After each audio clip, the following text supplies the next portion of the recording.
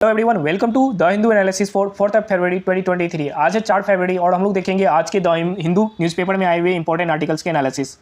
और आज ही के दिन क्या है, काफ़ी सारे डे हैं 4 फरवरी को। कौन कौन सा डे है? वर्ल्ड कैंसर डे आज मनाया जा रहा है। इसके साथ साथ 4 फरवरी को श्रीलंका का इंडिपेंडेंस डे भी मनाया जा रहा है। बढ़ते हम लोग नेक्स्ट आर्टिकल, जो फर्स्ट आर्टिकल है उसकी तरफ। सबसे पहला आर्टिकल जो आपको फ्रंट पेज पे देखने को मिलेगा, ये है कॉलेजियम सिस्टम के थ्रू जो जजेस का रिक्रूटमेंट हुआ था और उसके ट्रांसफर, कुछ हाई कोर्ट के जजेस का ट्रांसफर और हाई कोर्ट के जजेस का चीफ जस्टिस बनाना, इसके लिए रिकमेंडेशन सुप्रीम कोर्ट के द्वारा, जो कि कॉलेजियम सिस्टम के थ्रू ये रिकमेंडेशन बनाई गई थी, इसे भेजा गया था गवर्नमेंट के पास। यानी कि जब भी कॉलेजियम सिस्टम के थ्रू गवर्नमेंट का अपॉइंटमेंट होता है या फिर उसका ट्रांसफर होता है, तो ये फाइनल जो सिग्नेचर करने के लिए भेजा जाता है प्रेसिडेंट के पास। तो प्रेसिडेंट पेंडिंग में इसे रखे थे दिसंबर 2022 से। और अब ये हमारे अटॉर्नी जनरल ऑफ इंडिया है, इनका कहना है कि कल यानी कि आज के दिन प्रेसिडेंट इन पे सिग्नेचर कर देंगे। इतने दिनों से इसे पेंडिंग रखा गया था। सुप्रीम कोर्ट ने बताई कि 10 डेज का टाइम देते हैं, इसके अंदर अंदर आप क्लियर कर दो। तो आर वेंकट रमनी, जो कि हमारे अटॉर्नी जनरल ऑफ इंडिया है, इनके द्वारा स्टेटमेंट आया कि कल इसे क्लियर कर दिया जाएगा। इस जो 5 जजेस का कॉलेजियम के थ्रू हुआ है अपॉइंटमेंट, उसको सिग्नेचर दे दी जाएगी प्रेसिडेंट के द्वारा। बात यहाँ पे सुप्रीम कोर्ट की जा रही है। तो सुप्रीम कोर्ट का एस्टेब्लिशमेंट 26 जनवरी 1950 को हुआ था। 26 जनवरी 1950 में सुप्रीम कोर्ट का इस्टेब्लिशमेंट हुआ था। अभी अगर बात करें तो हमारे CJI chief justice of India है, 50th chief justice of India DY Chandrachud ji. Okay, यहाँ पे बात की जा रही है अटॉर्नी जनरल ऑफ इंडिया, जो कि अभी हमारे कौन है, R Venkata Ramani ji, attorney general of India. Attorney general of India की बात करें तो ये हमारे कॉन्स्टिट्यूशन में आर्टिकल 76 यहाँ पे इसके बारे में मेंशन है। अटॉर्नी जनरल ऑफ इंडिया जो है, ये क्या होते हैं, गवर्नमेंट की तरफ से हाईएस्ट लॉ ऑफिसर होते हैं, गवर्नमेंट की तरफ से attorney general of India. Okay, attorney general of India president का जब भी इम्पीचमेंट हो, यानी कि महाभियोग के टाइम पे जो अटॉर्नी जनरल ऑफ इंडिया है, ये प्रेसिडेंट की तरफ से वकालत करेंगे। ये भी आर्टिकल 76 में बताया गया है। इसके अलावा अटॉर्नी जनरल ऑफ इंडिया कभी भी सुप्रीम कोर्ट हो या फिर लोकसभा हो या फिर हमारा राज्यसभा हो, इन तीनों में जब भी ये चाहें वहाँ पे बैठ सकते हैं। लेकिन चीफ जस्टिस ऑफ इंडिया कहाँ पे बैठ सकते हैं? सिर्फ ये सुप्रीम कोर्ट में बैठ सकते हैं। यानी कि अटॉर्नी जनरल ऑफ इंडिया और चीफ जस्टिस ऑफ इंडिया की पावर की बात करें तो ज़्यादा power attorney general of India के पास होती है। ये सुप्रीम कोर्ट, लोकसभा और राज्यसभा तीनों जगह यहाँ पे बैठ सकते हैं। आर्टिकल 88 के थ्रू ये पावर इनको मिली हुई है। इसी तरीके से बात करें, जिस तरीके से सेंटर में जो अटॉर्नी जनरल ऑफ इंडिया होते हैं, इसी तरीके से स्टेट में एडवोकेट जनरल ऑफ इंडिया होते हैं। ये आर्टिकल 165 के तहत ये बताया गया हमारे कॉन्स्टिट्यूशन में कि स्टेट में एडवोकेट जनरल का पोस्ट होगा, जो कि फर्स्ट लॉ ऑफिसर होगा स्टेट का। ये लीगल एडवाइजर होगा स्टेट गवर्नमेंट का। इसका जो पोस्ट होगा, यानी कि एडवोकेट जनरल ऑफ स्टेट का जो पोस्ट होगा, ये इक्वल होगा chief justice of high court के। जिस तरीके से अटॉर्नी जनरल ऑफ इंडिया का पोस्ट जो है, ये CJI chief justice of India के इक्वल है, इसी तरीके से एडवोकेट जनरल ऑफ स्टेट है, इनके post chief justice of high court के पोस्ट के इक्वल होगा। ये बातें यहाँ पे कही जा रही है। ठीक इसी तरीके से जिस तरीके से attorney general of India supreme court, Lok Sabha और राज्यसभा में बैठ सकती है, इसी तरीके से एडवोकेट जनरल ऑफ स्टेट जो है, ये हाई कोर्ट, उसके बाद लेजिस्लेटिव असेंबली और जिस स्टेट में लेजिस्लेटिव काउंसिल है वहाँ पे भी बैठ सकते हैं। कौन? Advocate general of state. बस यही था न्यूज़ कि 5 कॉलेजियम सिस्टम के थ्रू जो जजेस का अपॉइंटमेंट हुआ है, उनको अब प्रेसिडेंट के द्वारा एसेंट दे दी जाएगी, सहमति दे दी जाएगी, सिग्नेचर कर दिए जाएंगे उसमें। बस ये न्यूज़ आर वेंकट रमनी जी, जो कि हमारे अटॉर्नी जनरल ऑफ इंडिया, इनके द्वारा बताई गई है। बात यहाँ पे कॉलेजियम सिस्टम की जा रही है, काफ़ी दिनों से ये न्यूज़ में है। आप अभी जो सुप्रीम कोर्ट में जजेस का अपॉइंटमेंट होना हो या फिर ट्रांसफर होना हो, ये कॉलेजियम सिस्टम के थ्रू होती है। कॉलेजियम सिस्टम क्या है, मैं इसके बारे में अभी फिर से बात करूँगा। उससे पहले एक सिस्टम के बारे में आपको जानना है, जो कि है एनजेक, नेशनल जुडिशियल अपॉइंटमेंट कमीशन।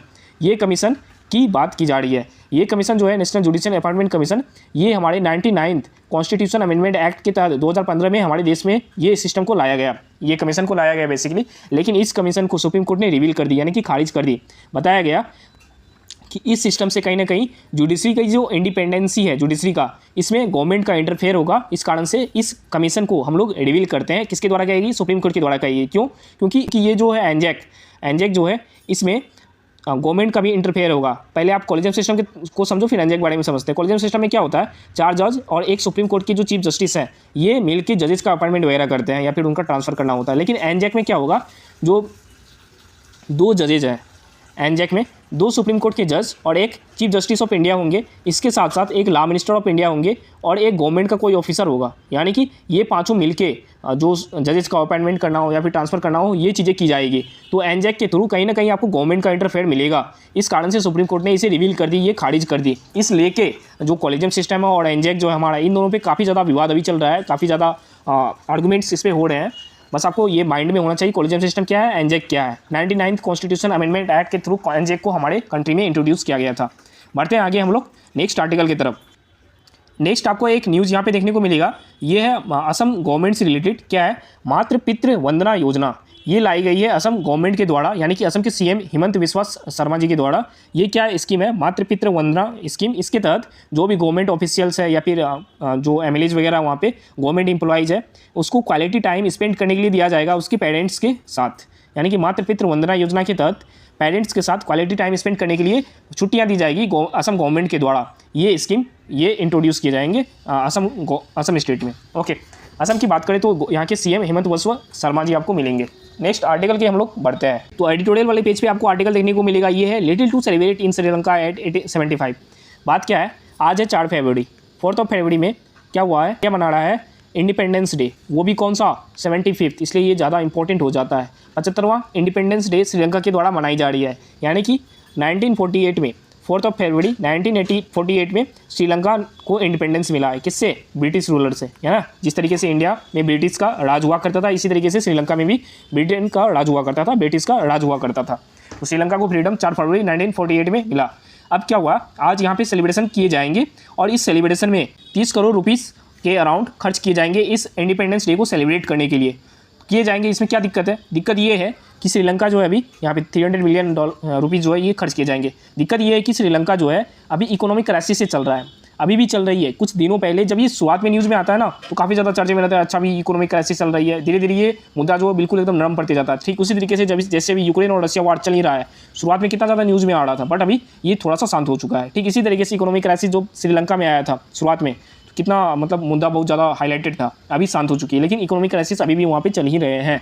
इस कारण से ये जो राइटर है, ये श्रीलंका के एक political science university of Columbia से इन्होंने पढ़ाई कर रखी है, प्रोफेसर है ये। इसके द्वारा बताई जा रही है कि ये जो श्रीलंका की गवर्नमेंट के द्वारा इतने रुपये जो खर्च किए जा रहे हैं, और दूसरी साइड वहीं पे श्रीलंका में इलेक्शन होने हैं। कौन सा इलेक्शन, जो म्यूनिसिपैलिटीज़ या फिर पंचायती राज का इलेक्शन होता है ना छोटे लेवल पे, वो इलेक्शन को बताया जा रहा है श्रीलंका गवर्नमेंट के द्वारा कि हर एक पार्टीज़ को इसको एक्सेप्ट करना चाहिए कि इलेक्शन इस बार हम लोग नहीं कराएंगे। क्यों नहीं कराएंगे, क्योंकि यहाँ पे काफ़ी ज़्यादा पैसे खर्च होने वाले हैं इस इलेक्शन को कराने में, इस कारण से इलेक्शन नहीं कराएंगे। वहीं दूसरी तरफ 75th इंडिपेंडेंस डे को सेलिब्रेट करने के लिए इतने रुपये यहाँ पे खर्च किए जा रहे हैं।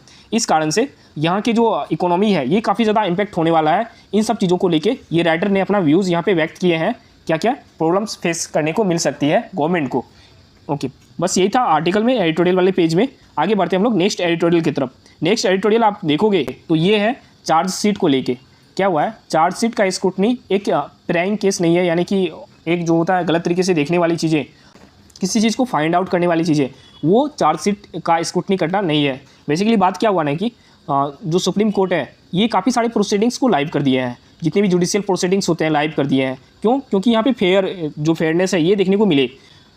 यानी कि कोर्ट्स में जितने भी जुडिशियल प्रोसीडिंग्स होते हैं उसको मोर एक्सेसिबल बनाने के लिए, मोर ट्रांसपेरेंट बनाने के लिए सुप्रीम कोर्ट और जो हाई कोर्ट्स हैं ये अलग अलग स्टेप्स लिए जा रहे हैं। सुप्रीम कोर्ट हाल ही में जो जुडिशियल प्रोसीडिंग्स है उसको लाइव करने की बात की है। जो सुप्रीम कोर्ट का वेबसाइट्स है वहाँ पे आप जाके देख सकते हो, सुप्रीम कोर्ट का लाइव प्रोसीजर वहाँ पे आप देख सकते हो। सारा नहीं बट कुछ लाइव प्रोसीजर वहाँ पे होते रहते हैं। तो जुडिशियल प्रोसेस है इसको काफ़ी ज़्यादा ट्रांसपेरेंट बनाने के लिए, इसके साथ साथ जितनी भी जुडिशियल जजमेंट्स हैं इसको ज़्यादा एक्सेसिबल बनाने के लिए हाल ही में सुप्रीम कोर्ट ने क्या किया है, जो भी जजमेंट्स हैं उनको 4 रीजनल लैंग्वेजेस में पब्लिश करने की बात की गई है। हिंदी, गुजराती, उड़िया और तमिल, ये लैंग्वेजेस में पब्लिश करने की बात की गई है सुप्रीम कोर्ट के द्वारा। क्योंकि बताया जा रहा है 99.9% जो सिटीजन है ये इंग्लिश जो है उतना नहीं समझ पाते हैं, मतलब उतना एक्सेसिबल नहीं हो पाता है सिटीजन्स को ये लैंग्वेज। क्योंकि सुप्रीम कोर्ट का जो जितने भी जुडिशियल प्रोसीजर है हमारा, उसका ऑफिशियल लैंग्वेज क्या है, इंग्लिश है। तो इंग्लिश उतना लोगों को एक्सेसिबल नहीं हो पाती है, और जो जितने भी जजमेंट्स होते हैं वो तो हमें सिटीजन्स को पहुंचाने होते हैं। जब सिटीजन्स को समझ में ही नहीं आए तो फिर क्या फ़ायदा जजमेंट्स बनाने के। इस कारण से जो हमारे chief justice of India DY Chandrachud ji हैं, इन्होंने 4 अलग अलग रीजनल लैंग्वेजेज में जो जजमेंट्स है उसको पब्लिश करने की बात करी है।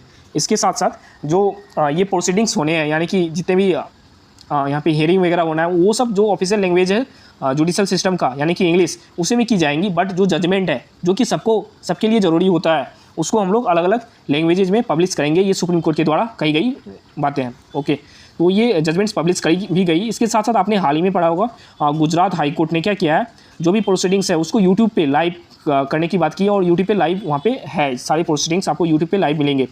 ये आर्टिकल किसके बारे में कही जा रही है? ये आर्टिकल है बेसिकली चार्जशीट के बारे में। चार्जशीट क्या होता है?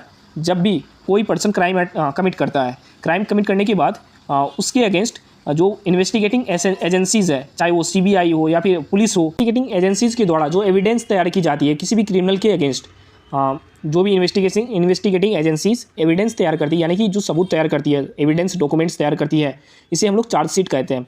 ये फाइनल डॉक्यूमेंट होता है जो कि कोर्ट में दिखाया जाना होता है इन्वेस्टिगेटिंग एजेंसीज के द्वारा, इसे ही चार्जशीट कहते हैं। अच्छा, एफआईआर क्या होता है? एफआईआर फर्स्ट इन्फॉर्मेशन रिपोर्ट, ये सभी पब्लिक के लिए अवेलेबल होता है। आप जाके देखना वेबसाइट पे, सीबीआई के वेबसाइट या फिर पुलिस के वेबसाइट पे, तो एफआईआर आपको वहाँ पे देखने को मिलेगा। लेकिन चार्जशीट क्या पब्लिक डोमेन में आनी चाहिए या नहीं, इसके बारे में इस पर्टिकुलर आर्टिकल में बात की जा रही है। चार्जशीट, आई होप कि आपको क्लियर हो गया होगा क्या है चार्जशीट। चार्जशीट क्या है? जो भी इन्वेस्टिगेटिंग एजेंसीज़ है उनके द्वारा फाइनल रिपोर्ट जो तैयार की गई है, जो भी एविडेंस वगैरह तैयार की गई है, उसको जो कोर्ट है वहाँ पे दिखाने के लिए जो डॉक्यूमेंट तैयार की जाती है उसे हम लोग चार्जशीट कहते हैं। एफआईआर दूसरा चीज़ है। एफआईआर क्या है? फर्स्ट इन्फॉर्मेशन रिपोर्ट, यानी कि जब भी कोई क्राइम वगैरह कुछ कमिट हो तो फर्स्ट इन्फॉर्मेशन रिपोर्ट हमें स्टेशन पे, पुलिस स्टेशन में करानी होती है। ओके, अब चार्जशीट जो है ये पब्लिक डोमेन में नहीं आना चाहिए, इसके बारे में ये बातें यहाँ पे कही जा रही है राइटर के द्वारा कि पब्लिक डोमेन में आना चाहिए या नहीं आना चाहिए। क्योंकि इससे हुआ क्या, आर्गुमेंट्स वगैरह होंगे। जैसे पब्लिक डोमेन में चार्जशीट आया तो फिर पुलिस वगैरह यहाँ पे अपनी तरफ से आर्गुमेंट्स कर पाएंगे, यानी कि पब्लिक जो है वो पुलिस पे दबाव भी बना पाएंगे। चार्जशीट आने से ट्रांसपेरेंसी बढ़ेगी जुडिशियल प्रोसीडिंग्स का। इन सब चीज़ों को लेके ये पर्टिकुलर आर्टिकल में बात की गई है। ओके, हम लोग बढ़ते हैं अब नेक्स्ट आर्टिकल की तरफ। नाउ नेक्स्ट आर्टिकल की बात करें तो हम लोग अभी लीड कर रहे हैं G20 प्रेसिडेंसी। G20 मीटिंग का लास्ट सेशन 9 से 10 सितंबर में हमारी कंट्री में प्रगति मैदान दिल्ली में होने वाला है। तो इस सीरीज़ में अलग अलग कई सारी मीटिंग्स कराए जाने हैं हमारे देश में, और ये मीटिंग्स अलग अलग लोकेशन पे कराए जाने हैं। क्यों? क्योंकि हमारे टूरिज्म को, गवर्नमेंट का जो मेन पर्सपेक्टिव है टूरिज्म को बढ़ावा देना। आप अगर पिछले साल से देखो, कुछ सालों से गवर्नमेंट ज़्यादा फोकस कर रही है हमारे टूरिज्म सेक्टर पे। ये मीटिंग कहाँ पे कराए जाने हैं? होने वाले हैं रन ऑफ कच्छ में। G20 के ये शोकेस दिखाए जाएंगे इन तीनों विलेजेस के, जो भी लथुड़ा खास विलेज है या फिर नागालैंड का खोमा विलेज है, और आर्कियोलॉजिकल टूरिज्म, इन सब चीज़ों से बढ़ाए जाएंगे। इसके साथ साथ आर्कियोलॉजिकल साइट्स जो कि धौलावीरा है, इसके भी शोकेस इस पर्टिकुलर मीटिंग में किए जाएंगे हमारे देश के द्वारा। इस मीटिंग में अलग अलग कंट्री के लीडर्स नहीं, ऑफिशियल्स यहाँ पे पार्टिसिपेट करेंगे। लीडर्स फाइनल में 9 से 10 जो सितंबर होगा मीटिंग हमारा न्यू दिल्ली में, वहाँ पे पार्टिसिपेट करेंगे ग्रुप ऑफ 20 डेवलपिंग और डेवलप्ड कंट्रीज़ के लीडर्स। ओके, इस बार हम लोग G20 मीटिंग की प्रेसिडेंसी कर रहे हैं। अगला साल किसका होगा? 2024 का ब्राज़ील का। इससे पहले किसका हुआ था? 2022 का इंडोनेशिया का, बाली में मीटिंग हुआ था 2022 का G20 समिट का। ओके, अब हम लोग बढ़ते हैं नेक्स्ट आर्टिकल की तरफ। आप यहाँ पे देख सकते हो इमेज में जो नागालैंड का खोमा विलेज है, इसका इमेज, ये टूरिस्ट हब बन गया है। टूरिज्म को काफ़ी ज़्यादा प्रमोट किया जा रहा है हमारे गवर्नमेंट के द्वारा।